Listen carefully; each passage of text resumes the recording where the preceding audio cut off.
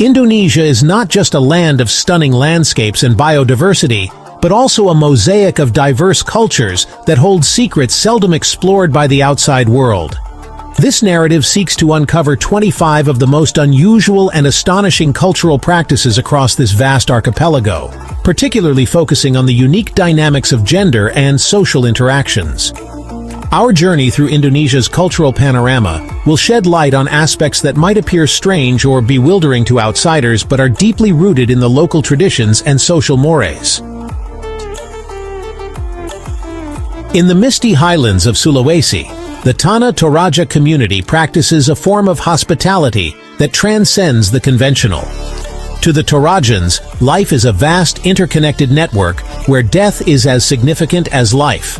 Their funeral rites, known locally as Aluk Todolo, are not just ceremonies but grand festivals that can last for several days or even weeks, drawing guests from far and wide. Visitors, including strangers, are often invited to stay with local families, sharing meals and participating in the rituals. This profound integration into local customs, including sleeping arrangements that disregard conventional boundaries, highlights a unique aspect of Toraja social fabric where the line between the personal and communal spaces blurs remarkably. The openness of the Torajans in involving outsiders in such intimate aspects of their culture is a testament to their expansive view of hospitality and acceptance, a practice that bewilders yet fascinates those who witness it. West Sumatra is home to the Minangkabau, one of the largest matrilineal societies in the world, where women are the custodians of family heritage and land. Unlike the typical patriarchal setup seen globally, here, inheritance and lineage are passed through the female line. Women, therefore, enjoy a significantly higher social status and are central to the decision-making processes within the community. This matrilineal system extends into the realm of marital practices as well. In Minangkabau culture, men often move into the homes of their wives, a practice known as local residence. This arrangement might seem peculiar to outsiders, but is a strategic approach to ensure the continuity of female-led households. The societal structure empowers women to not only manage the domestic domains, but also participate actively in the economic and political spheres, promoting a balance of power that defies the more common male-dominated models. Bali is renowned for its picturesque landscapes and spiritual ambiance. But beyond its temples and beaches lies a practice that intertwines spirituality with intimacy. In Balinese Hinduism, certain individuals are believed to possess healing powers that are transmitted through physical and spiritual connections. These healers, or Balian, are sought after not just for physical ailments, but also for emotional and spiritual cleansing. The healing sessions often involve close physical contact, which can include massages or the laying on of hands in a manner that may appear intimate to the uninitiated. This practice, rooted in ancient spiritual traditions, reflects the Balinese belief in the holistic connection between body, mind, and spirit, where physical closeness is seen as a conduit for spiritual restoration. Visitors seeking healing must approach with an open mind, ready to embrace a practice where physical boundaries are redefined in the pursuit of spiritual and bodily health. The night markets of Java are not just centers of commerce, but vibrant social hubs, where the lines between commerce, socializing, and romantic pursuits blur uniquely. As the sun sets, these markets come alive with a flurry of activities, with locals and visitors mingling in an open, festive atmosphere. It's common to see young couples navigating through the stalls, enjoying local delicacies, and participating in games and dances. These markets serve as a cultural melting pot, where traditional norms about day-to-day interactions loosen under the cover of night, offering a glimpse into the social life of the youth in Java. The informal setting allows men and women to interact more freely, which is otherwise more structured and formal during the daylight hours in rural and conservative areas. This nightly transformation of the marketplace into a social and sometimes romantic venue is a unique aspect of Javanese urban culture, showcasing a blend of traditional values with modern social practices. In Bali, the ritual of the flower bath, known as melukat, is an integral part of spiritual cleansing, traditionally aimed at purifying the body and soul. This ritual, however, is not only about spiritual hygiene, but also serves as a moment of intimate connection with nature and oneself. Participants, often accompanied by traditional healers or family members, immerse themselves in baths filled with fragrant local flowers and herbs, believed to cleanse the spirit and rejuvenate the body. While it might appear to be a private affair, the openness of these practices, sometimes conducted in communal or river settings, highlights a unique blend of personal purification and public participation. For women especially, these baths are a space of empowerment and self-care, seen as essential for maintaining not only physical health, but also spiritual well-being. In Jakarta, the Betawi culture has a unique tradition involving onde-onde, a sweet glutinous sesame ball. During special occasions and communal gatherings, it is customary for Betawi women to prepare and exchange these sweet treats among neighbors and guests as a symbol of community and goodwill. However, the exchange of onde-onde is often accompanied by intimate gestures of hugging and cheek kissing, practices that signify trust and closeness within the community. This physical closeness during such exchanges, while common in many Western cultures, is particularly meaningful in the Betawi community, where it transcends the usual culinary exchange and becomes a demonstration of mutual respect and affection. This tradition encapsulates the interplay between culinary art and social bonding, where food is not just nourishment, but a medium of intimate human connection. Mount Bromo, an active volcano in East Java, is not only a natural landmark, but also a spiritual epicenter for the Tenggerese people who live around it. One of the most captivating rituals here is the Yajna Kasada, during which the Tenggerese engage in a night-long ceremony that includes offerings thrown into the volcano's crater. This ritual symbolizes a rebirth and purification, where participants believe that they are renewing their spiritual and physical bonds with the universe. The intimacy of this ritual comes not just from the communal gathering, but from the shared experience of facing the natural elements together, which creates a profound sense of unity and personal connection among the participants. This ancient practice illustrates the close relationship the Tenggerese have with their environment, where nature is not a distant element, but a core part of their identity and spiritual lives. In the lush rainforest of Kalimantan, the indigenous Dayak communities maintain a rich tradition of expressive dances, many of which play a crucial role in courtship and social interaction. The Hudak dance is particularly notable, where masked performers mimic the movements of ancestral spirits believed to bring fertility and prosperity. During festivals, young men and women participate in these dances to signal their availability for marriage, using intricate movements and subtle gestures to express interest and affection. This form of communication through dance allows for a level of intimacy and courtship that respects the community's traditional boundaries, providing a socially accepted platform for young individuals to connect and form relationships. On the island of Sumba, healing practices involve more than just physical remedies. They are deeply communal and spiritual events. The Marapu faith, still widely practiced in Sumba, involves healing circles where the entire community gathers to support the ailing member. These sessions are led by a Rato, a spiritual healer, who uses prayers, chants, and physical touch to treat individuals. The physical touch, often in the form of hands laid on the body, is believed to transfer spiritual energy that aids in healing. The communal nature of these circles means that personal ailments are seen as collective challenges, and the act of healing is as much about restoring social harmony as it is about curing physical symptoms.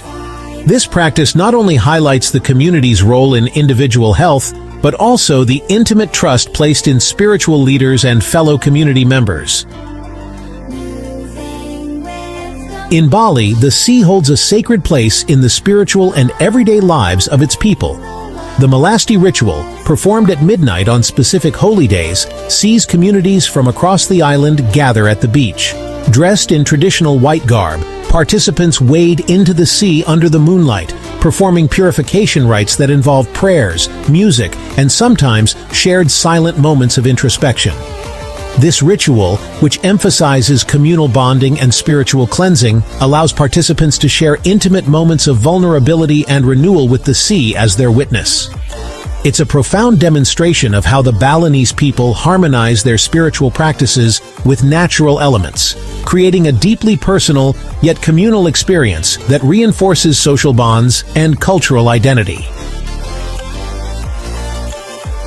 In the Spice Islands of the Moluccas, local communities have long celebrated their historic connection to the spices that once drove the world's economy.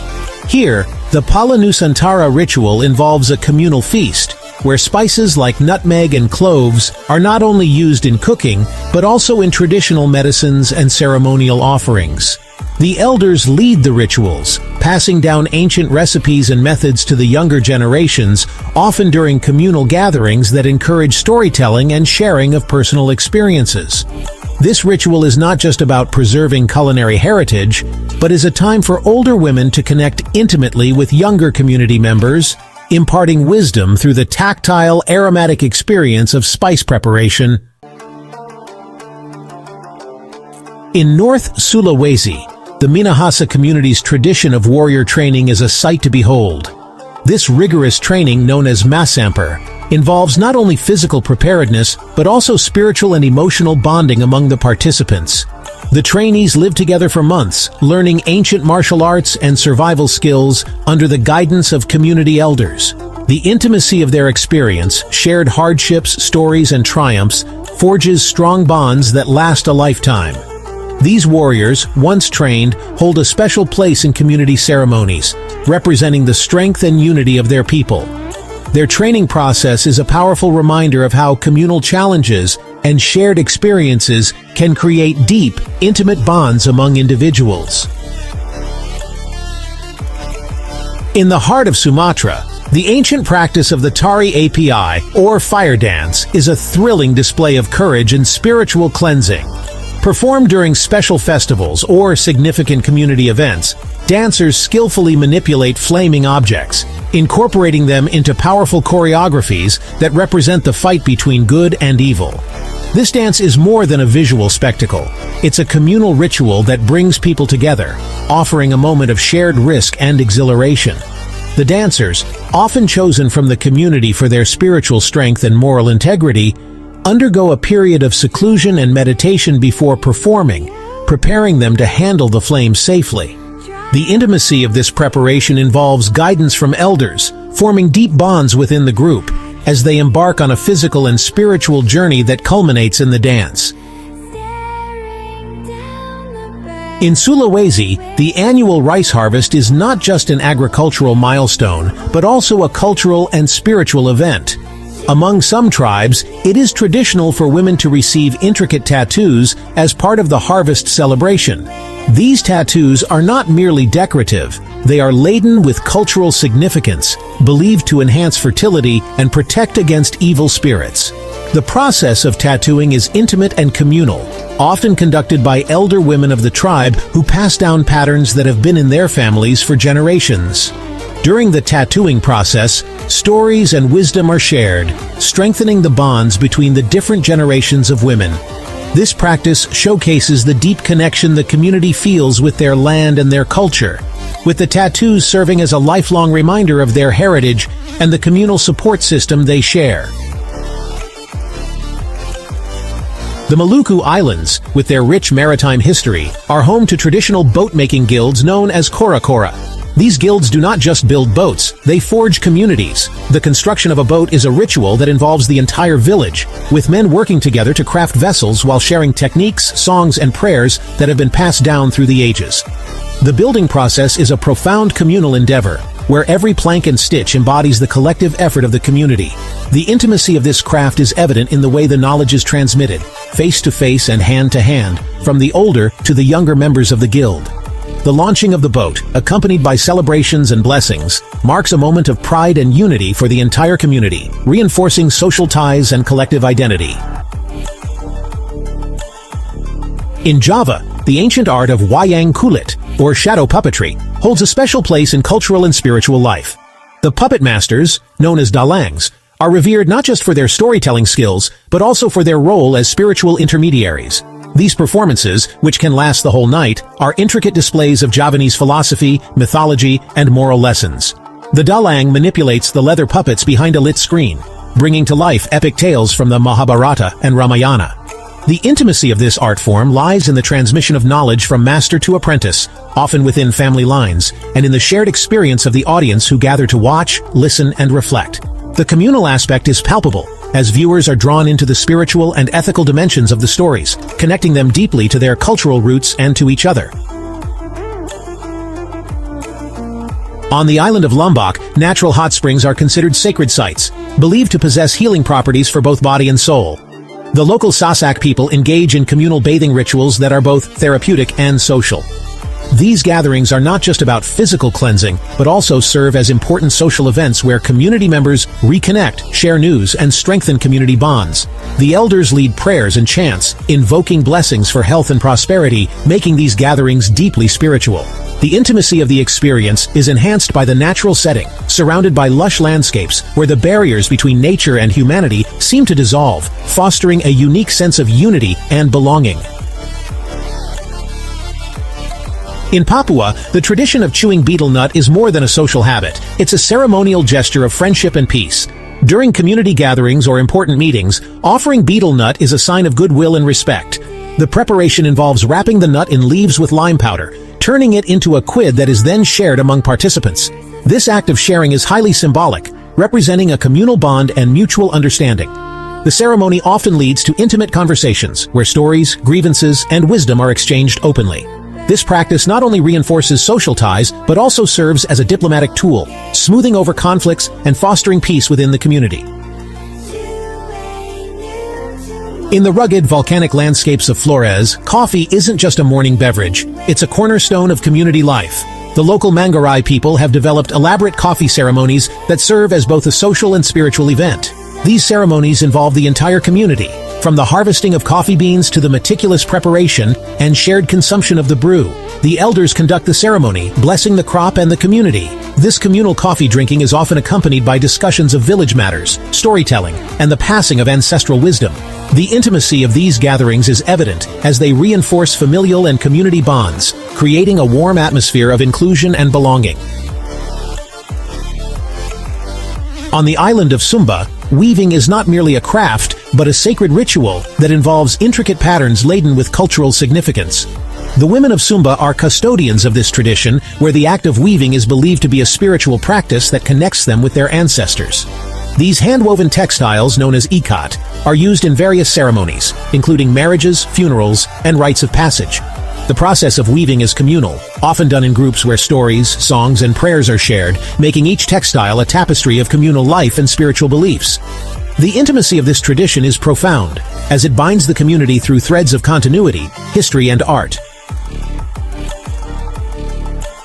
The island of Madura is famous for its traditional cattle races, known as Karapan Sapi. This event is more than a sport. It's a cultural festival that showcases the skill, strength, and speed of both the bulls and their handlers. Preparations for the races involve close cooperation among community members who train and care for the cattle together. The races create a vibrant atmosphere where families gather, cheer, and celebrate. This communal event strengthens local identities and pride, with each race being a dramatic display of communal effort and celebration. The intimacy of the shared excitement and support for one another during these races highlights the deep communal bonds that characterize Maduran society. In the highlands of Papua, the Lemba Baliam Festival is a vibrant showcase of the local tribe's culture, particularly the Dani, Lani, and Yali peoples. This annual festival features mock tribal warfare, traditional dances, pig feasts, and displays of tribal artifacts. The event allows tribes to demonstrate their strength and prowess in a controlled environment, fostering peace among the tribes by providing a safe outlet for aggression. The intimacy of the festival lies in its ability to bring together different tribes who share and celebrate their distinct cultures while reinforcing bonds and mutual respect. The festival is not only a tourist attraction, but a vital part of maintaining the cultural heritage and unity among the highland tribes of Papua. In Sumatra, particularly in the region of Aceh, bird singing competitions are a popular and revered tradition. These competitions involve highly trained birds, usually songbirds, which are judged on their singing abilities. Bird owners spend months preparing their birds, a practice that involves not only training but also forming a deep, intimate bond with the birds. The competitions are festive occasions, with communities coming together to enjoy the music and partake in the communal joy. This unique tradition highlights the deep respect for nature and animal companionship in Sumatran culture, embodying a blend of competition, community, and conservation. The Nyadran ritual, practiced in the rural areas of Java, is a pre-Ramadan cleansing ritual derived from Javanese ancestral worship. Communities come together to clean and decorate the graves of their ancestors, offer prayers, and share meals. This ritual is a time for reflection and reaffirmation of social ties, as families honor their ancestors while strengthening bonds within the living community. The communal aspect of Nyadran emphasizes respect for the past and the importance of family and community in Javanese culture. It's a poignant reminder of the cultural interplay between ancestor worship and Islamic practices in Java, showcasing the intimate connection between faith, family, and community. Bali's kite festivals are a spectacular sight, with giant, elaborately designed kites filling the sky. These festivals, which occur during the windy season, are not just for fun. They are a form of spiritual offering to thank the deities for abundant crops and harvests. Villages compete to build the most impressive kites, often depicting gods, mythological creatures, or natural symbols. The preparation of these kites is a communal activity that involves all generations, fostering creativity, teamwork, and a deep sense of community pride. The flying of the kites is believed to carry messages to the spiritual world, making this festival a beautiful blend of competition, celebration, and spiritual practice.